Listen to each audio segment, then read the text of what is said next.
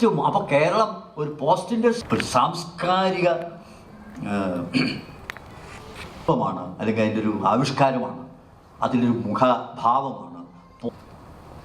Post modernism എന്ന് പറയുന്നത് ധാരാളം ചർച്ച ചെയ്യപ്പെടുന്ന സംഭവം. ഞാൻ ഏറ്റവും ലളിതമായിട്ട് പറയാം. പോസ്റ്റ് മോഡേണിസത്തിൻ്റെ ഏറ്റവും പ്രധാനപ്പെട്ട ഒരു ഫീച്ചർ എന്താണെന്ന് അറിയാം? ജീവിതത്തിൻ്റെ കേന്ദ്രത്തിലുണ്ടായിരുന്ന പ്രാന്തത്തിലേക്ക് തട്ടി മാറ്റപ്പെടുകയും ഈ രാഷ്ട്രീയത്തിൻ്റെ മണ്ഡലത്തിലേക്ക് കൾച്ചർ എന്ന് പറയുന്നൊരു ഒരു പുതിയൊരു കാറ്റഗറി കടന്നു വരിച്ചു. മനസ്സിലായില്ല? പൊളിറ്റിക്സിനെ ഡിസ്പ്ലേസ് ചെയ്തിട്ട് അവിടേക്ക് എന്ത് വരുന്നു? കൾച്ചർ എന്ന് പറയുന്നൊരു കാറ്റഗറി വരും. ജീവിതത്തിൻ്റെ കേന്ദ്രത്തിൽ രാഷ്ട്രീയമല്ല, സംസ്കാരമാണ് എന്ന് പറഞ്ഞാൽ അതെന്താ അർത്ഥം? എന്ന് പറഞ്ഞാൽ അർത്ഥം എന്താ? നല്ല കാര്യമാണ് തോന്നുന്നില്ലേ? സംസ്കാരം എന്ന് പറഞ്ഞാൽ നല്ല കാര്യമില്ല. സംസ്കാരം എന്ന് പറഞ്ഞാൽ ഉദ്ദേശിക്കുന്നത് സംസ്കാരം എന്ന് പറഞ്ഞാൽ പണ്ട് നമ്മൾ ഉദ്ദേശിച്ച അർത്ഥത്തിലല്ല ഇന്ന് സംസ്കാരം എന്ന് പറഞ്ഞു. പണ്ട് എന്താ സംഭവിക്കുന്നത്? സാധാരണഗതിയിൽ എന്താ സംഭവിക്കുന്നത്? നമ്മുടെ ഒരു മറ്റുള്ളവരിൽ നിന്നും വേർതിരിഞ്ഞ് നിൽക്കുന്ന നമ്മളുടെ ഒറ്റപ്പെട്ട വ്യക്തിത്വത്തിൻ്റെ കൂടി തകർത്തിട്ട് നമ്മളൊരു വിശ്വമാനവികതയുടെ വിഹായസിലേക്ക് ഉയരുകയാണ് ചെയ്യുന്നത്. മനസ്സിലാവുണ്ടോ? പറഞ്ഞു നമ്മുടെ ഈ കുപ്പായവും തുണിയൊക്കെ ഒഴിച്ചു കഴിഞ്ഞാൽ എല്ലാവരും മനുഷ്യരാണ്. ബാക്കിയുള്ളതൊക്കെ ഈ പുറത്തുള്ള സംഭവങ്ങൾ മാത്രമാണ്. ഈ വ്യത്യാസങ്ങളുണ്ടല്ലോ, ഈ വ്യത്യാസങ്ങളൊക്കെ അഴിച്ചു വെക്കാൻ പറ്റുന്നതാണ്. ഈ അഴിച്ചു വെച്ച് കഴിഞ്ഞാൽ സത്തയിൽ എല്ലാവരും ഒന്നാണ്. മനസ്സിലായി? ഈ ഹ്യൂമൻ എസൻസ്, മാനവ സത്തയിലേക്ക് മനുഷ്യനെ കൊണ്ടുപോകുന്ന ഒന്നായിരുന്നു സാഹിത്യവും കലയും സംഗീതമൊക്കെ, സംസ്കാരം. ഇന്നങ്ങനെയല്ല. ഇന്ന് സംസ്കാരം എന്ന് പറയുന്നത് എന്തല്ല, ആളുകളെ കൂട്ടി യോജിപ്പിക്കുന്നതല്ല, ആളുകളെ വേർതിരിച്ച് കൊണ്ടുപോകും. ഇന്ന് സംസ്കാരം എന്ന് പറയുന്നത് പരിഹാരത്തിൻ്റെ ഭാഗമല്ല, പ്രശ്നം. നമ്മൾ സാധാരണഗതിയിൽ നമ്മുടെ മനസ്സിൽ തോന്നുന്ന ആ ഒരു ഉദാരമായ അർത്ഥത്തിലല്ല. ഇപ്പോൾ ഞാനിപ്പോൾ ഇവിടെ ഖത്തറിൽ നിന്ന് സംസാരിക്കും. വളരെ പ്രധാനപ്പെട്ട ഇന്നത്തെ ലോകത്തിലാകെ നടക്കുന്ന സംഭവങ്ങൾ, പ്രത്യേകിച്ച് ഈ അറബ് രാജ്യങ്ങളിൽ, ഈജിപ്തിൽ, ടുണീഷ്യയിൽ, പാലസ്തീനിൽ ഒക്കെ നടക്കുന്ന സംഭവങ്ങളെ വിശകലനം ചെയ്തുകൊണ്ട് വളരെ പ്രശസ്തനായ ഒരു ചിന്തകൻ ആസിഫ് ബായത്ത് എന്ന് പറയുന്ന ഒരു ചിന്തകൻ ഒരു പുസ്തകം എഴുതിയിട്ടുണ്ട്. ആ പുസ്തകത്തിൻ്റെ പേര് ഇസ്ലാമിസം ആൻഡ് എംപയർ എന്നാണ്. അതിന് ഒരു ഉപശീർഷകമുണ്ട്. അദ്ദേഹം പറയുന്നത് the incongruous nature of Islamic anti imperialism.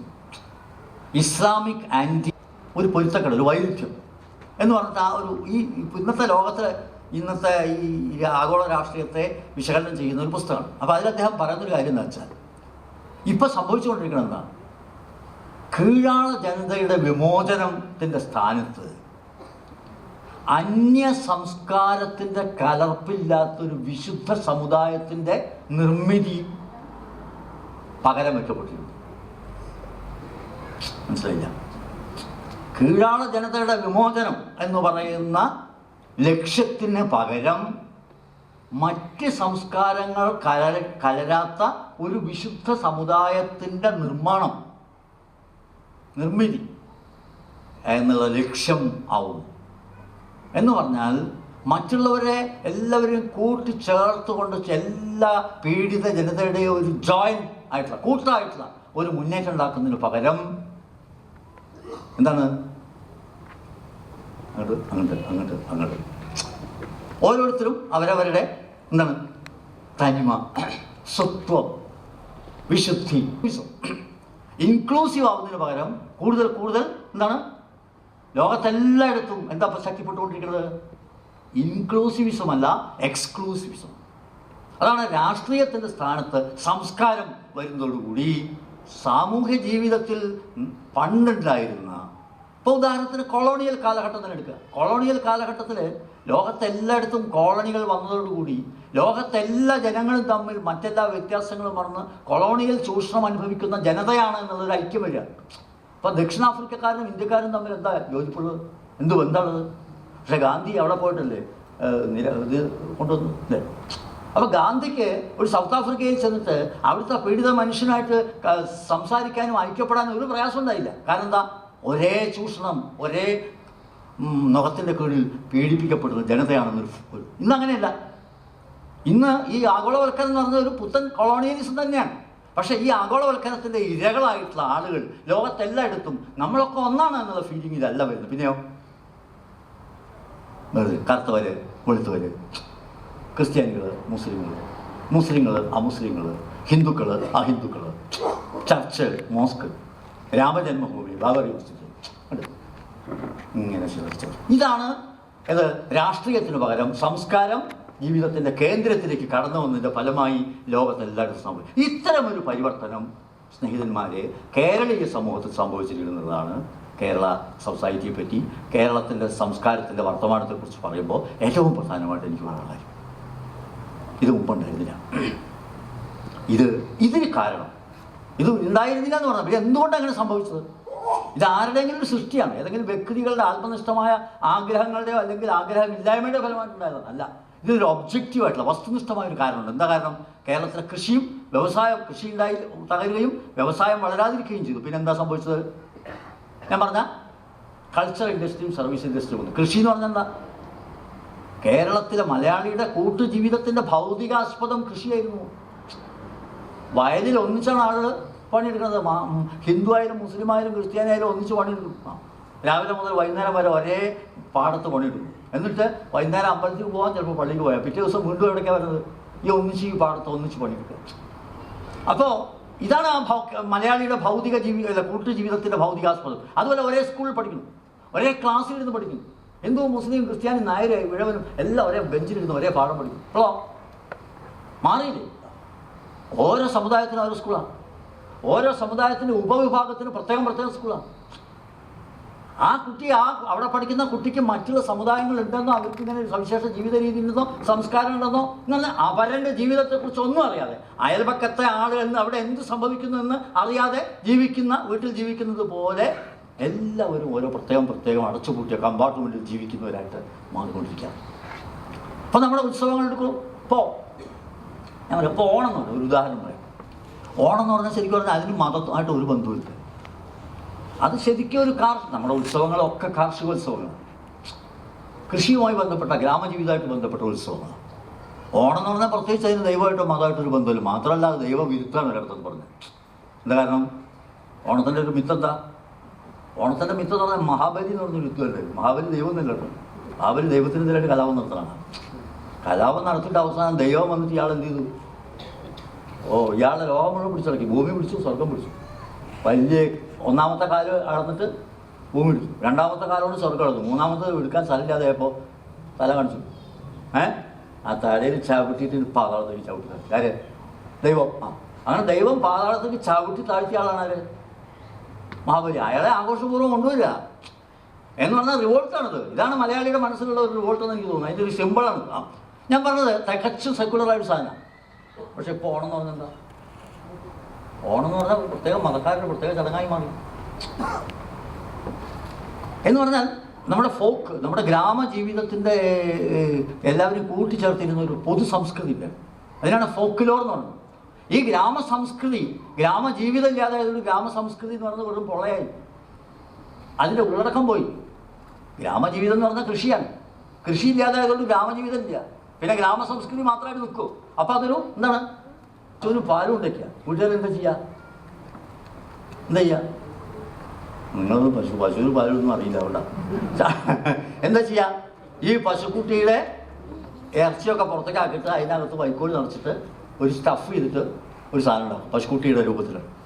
എന്നിട്ട് അതിനെ ഈ പശുവിൻ്റെ അകത്തിൽ പശുവിനെ പറ്റിക്കാൻ പറ്റും. എനിക്കറിയില്ല കേട്ടോ പറ്റിക്കാൻ പറ്റും.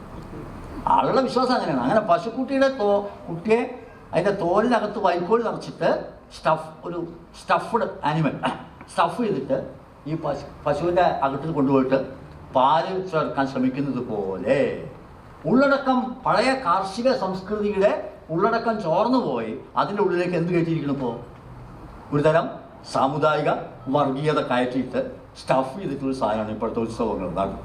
അപ്പോൾ ഇതൊന്നും ജനങ്ങളെ കൂട്ടിയോജിപ്പിക്കില്ല, ജനങ്ങളെ അകറ്റുന്ന. നമ്മളെ ഓണം എന്ന് പറഞ്ഞാൽ ഇപ്പം എന്തിനുള്ള, വിഷു എന്ന് പറഞ്ഞാൽ എന്തിനുള്ള, പെരുന്നാൾ എന്ന് പറഞ്ഞാൽ എന്തിനുള്ള, എല്ലാവരും കൂട്ടിയോജിപ്പിക്കില്ല. പിന്നെയോ വ്യത്യസ്ത സമുദായങ്ങൾക്ക് ഉദ്ധതമായ രീതിയിൽ എന്ന രീതിയിൽ ആളുകൾക്ക് വെല്ലുവിളിക്കാനുള്ള അവസരങ്ങളായിട്ട്, ജനങ്ങളെ സാമുദായികമായി അണിനിരക്കാനുള്ള അവസരമായിട്ട് കമ്മ്യൂണലിസവും അതോടൊപ്പം തന്നെ കൺസ്യൂമറിസം. ഓണത്തിനെന്താ? പുതിയ ഫ്രിഡ്ജ് അല്ലെങ്കിൽ ടെലിവിഷൻ അല്ലേ?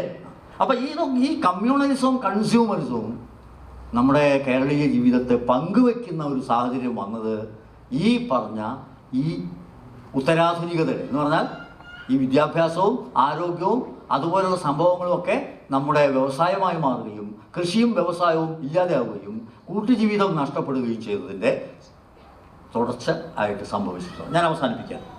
അതുകൊണ്ട് നമ്മളിങ്ങനെ ചെതറിക്കൊണ്ടിരിക്കുകയാണ്.